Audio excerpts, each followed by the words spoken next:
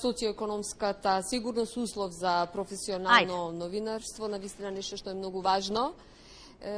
Навистина, тука се сомене председателот на Синдикатот на самостојни новинари и медиумски работници Павле Беловски и исто така Снежана Трпевска, која што има вршени испитувања од Институтот Ресис. Ке почнам пред се со председателот Павле Беловски, со мојот колега. Има многу прашања денеска на оваа конференција, меѓутоа ајде да го истакнеме. Добро утро и да го истакнеме она што е најважно за новинарите. Секогаш сме ние засегнати, има многу интересни прашања. Павле, навистина, многу можеби има хонорарци што се ангажирани во телевизиските куќи, воопшто во медиумскиот простор. Може да има и од медиумските работници, каква е состојбата, колку она што е најважниот економскиот сегмент за новинарите и колку ние можеме да бидеме навистина на она рамнешта за да професионално известуваме. Многу прашања, меѓутоа ајде во неколку минути да објасниме. Не постои одговор кој не го знаевме на овие прашања. Ние ги знаевме сите проблеми. Ние сме на терен постојано. Членството расте. Преоѓаме во организација која најсериозно се занимава со социоекономските аспекти и проблеми. Меѓутоа е многу поинаку и е многу полесно да се изнаоѓаат практики, решенија, да се нудат законски измени, кога точно низ емпирија знаеме што ни се случува во нашата професија.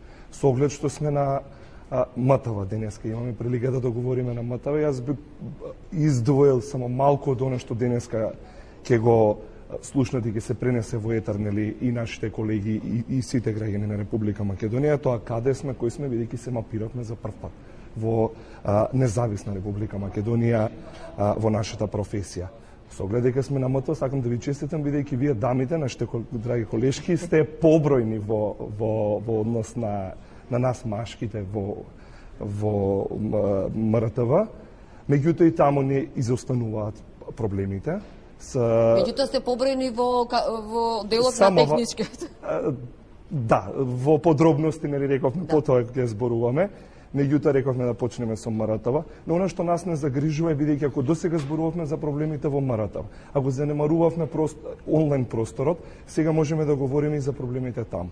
И она што не разочарува од модите е дека само 1/5 од нашите медиумски работници работат во онлайн сферата, од кои 39,1% или малку повеќе од секој трет вработен во онлайн просторот ги ужива правата на полно работно време, редовни вработувања и сите привилегии законски кои следат од вработувањето, и тоа го знаевме. Меѓутоа сега сето ова го имаме на бројки, бидејќи се потрудивме заедно со нашите партнери Ресис, макотрпно со месеци работевме, навистина изискуваше труд, напор да се дојде до овие податоци. Убаво кажавте, хартија, како велиме, се трпи, меѓутоа на терен, на пракса и она што го работиме многу е различно и многу ми е драго што навистина се зафативте, навистина да помогнете, зборуваме за сите, за нас најмалку, како велиме, се она што е опфатено во Законот за работни односи, да го има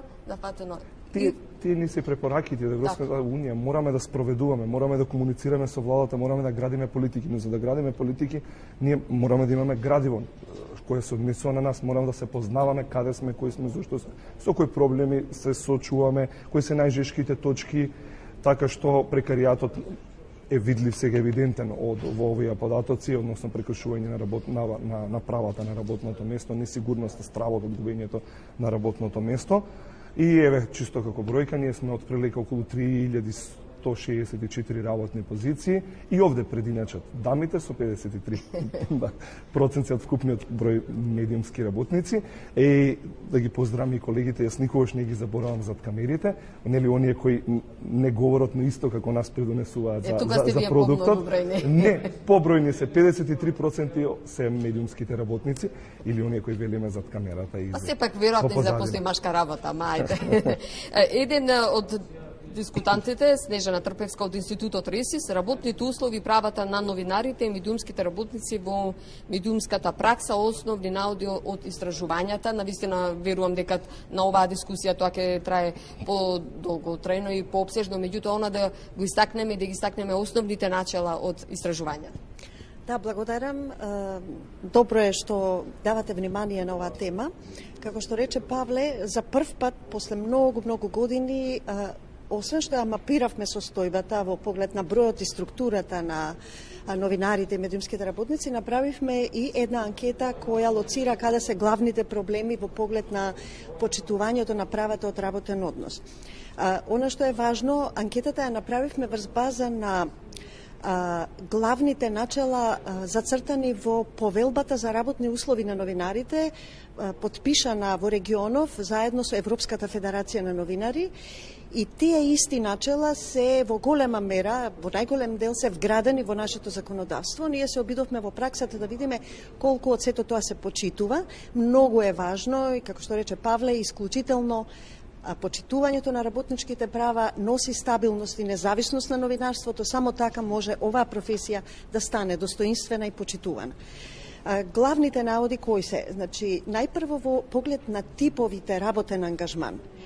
Утврдивме дека главните три типа на работен ангажман, вработување на неопределено работно време, тоа е доминантна категорија, за среќа во поголем процент од она што се мислеше дека е кај нас, веројатно се подобрени условите и како резултат на застапувањето на синдикатот, веројатно и како резултат на стабилноста на МРТ, значи најголем дел од испитаниците се всушност новинари и медиумски работници од МРТ. Тој е прв тип на работно ангажирање кој е најстабилен за новинарите, бидејќи на неопределено време сигурен ви е работниот однос. Вториот, околу 17% во анкетата утврдивме вработување, редовно вработување, но на определен период. Ова е исто така проблематичен ангажман, иако му се почитуваат работничките права на новинарот со тој ангажман, но сепак неизвестноста до кога тој договор ќе биде продолжен постои. И третиот модел, најнесигурен, е хонорарното ангажирање, кое не можеме точни проценки да дадеме, бидејќи има многу хонорарни новинари кои се ангажирани за повеќе медиуми.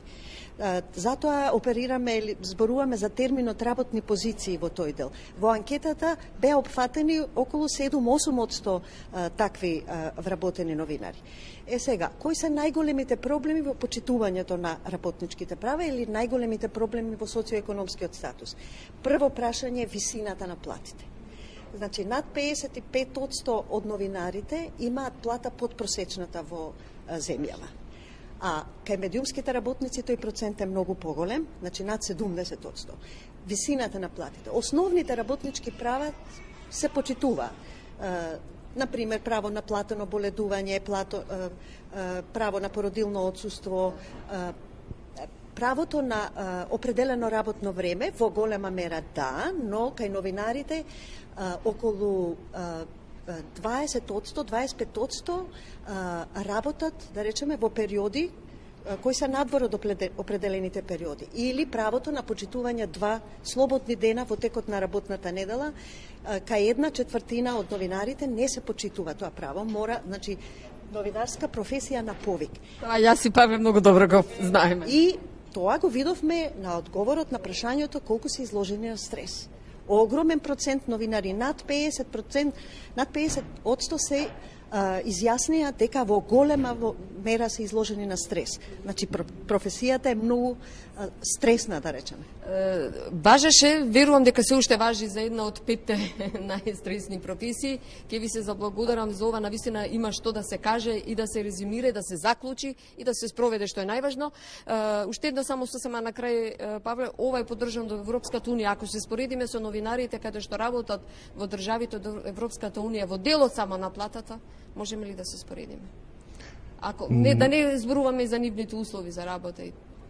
Ке почнеме од она првото, се излезе последно што го нотиравме, а тоа е дека сме професија на повик. Да, сме професија на повик затоа што отсуствува доволен број на вработени во нашата професија, се јавува вакуум и ние мораме да бидеме повикувани од дома или да останеме подолго на работното место затоа што има недостиг од кадар во нашата професија. И ние работиме модерно, сега странцизми воведовме мултитаскинг, или работиме повеќе работни позиции кои не ни се платени. А во однос на Европската унија, таму не е така. За земјите во Европската унија е регулирано и доколку некој е ангажиран дополнително или е платен дополнително или е на диспозиција, по план и се знае дека треба да биде да одговори на работните обврски, на работната позиција. Меѓутоа, јас не би сакал да одиме во тотален песимизам, затоа што и таму има проблеми. Ние сме во постојана комуникација со Европската федерација на новинари, особено почнувајќи од Хрватска па уште на запад, имаат проблеми и таму, меѓутоа се трудат да изнаоѓаат решенија кои ние ќе мора патем да градиме заеднички политики со нив. Ви благодарам за разговорот и за директното вклучување во утринската програма. Ви посакувам успешна работа на конференцијата и на вистина она што велиме веднаш да се примени на дело. Благодарам.